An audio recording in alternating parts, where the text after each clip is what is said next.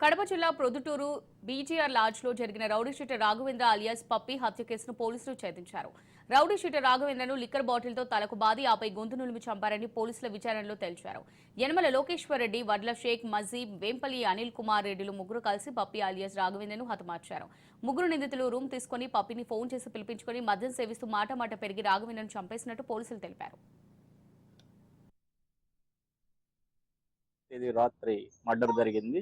ఆ మర్డర్ జరిగిన వ్యక్తి పేరు రాఘవేంద్ర అలియాస్ పప్పి. ఆయనకి రౌడీ షీట్ కూడా ఉంది 2 టౌన్ పోలీస్ స్టేషన్ లో. 2014 అంతకు ముందు ఇక్కడ సునీల్ గ్యాంగ్, దానికి ప్యారలల్ గా పప్పి గ్యాంగ్ అనేది ఒకటి ఉండేది. ఈ చనిపోయిన వ్యక్తి ఆ పప్పి గ్యాంగ్ కి నాయకుడు.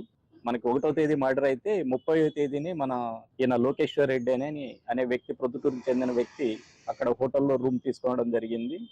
వీళ్ళంతా కలిసి తాగుతునేటప్పుడు ఈ చనిపోయిన వ్యక్తి ఈ లోకేశ్వర్ రెడ్డికి ఫోన్ చేయడం జరిగింది. ఆ ఫోన్ చేస్తే డబ్బులు అడిగారని, ఆ డబ్బులు లేవు, కావాల్సింటే వచ్చి తాగు అని లోకేశ్వర్ రెడ్డి అనడం జరిగింది. ఆ లోకేశ్వర్ రెడ్డి ఆ రూమ్ నెంబర్ 206కి సుమారు రాత్రి 10:30 గంటలకు వెళ్ళడం జరిగింది. వారు ఇంకప్పటి నుంచి నలుగురు కలిసి తాగుతూ చిన్న చిన్న విషయాల్లో మాట పెరిగి ఒకరికొకరు కొట్టుకోవడం జరిగింది. లోకేశ్వర్ రెడ్డి మరి ఈ చనిపోయిన రాఘవేంద్ర.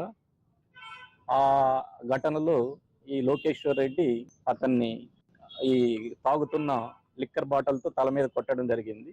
కింద పడిపోయిన వ్యక్తిని ఈ లోకేశ్వర్ రెడ్డి వీళ్ళు ఈ గొంతు పిసికి చంపేయడం జరిగింది. భాగంగా ఈ ముగ్గురు ముద్దాయిలు